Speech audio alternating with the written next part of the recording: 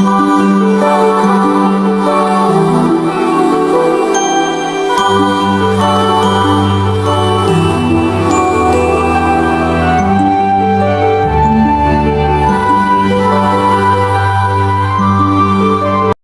kala, di sebuah desa kecil di Jawa Barat, hiduplah seorang pemuda bernama Kabayan. Dia dikenal sebagai pemuda yang cerdas, lucu, dan suka menolong orang lain. Suatu hari, Kabayan diminta oleh bupati untuk menangkap ikan di sungai yang penuh dengan buaya. Kabayan dengan cerdas dan berani menghadapi tantangan tersebut. Dengan menggunakan akal dan kecerdasannya, Kabayan berhasil menangkap buaya-buaya tersebut dan membawanya ke bupati. Bupati sangat puas dengan keberhasilan Kabayan dan memberinya hadiah.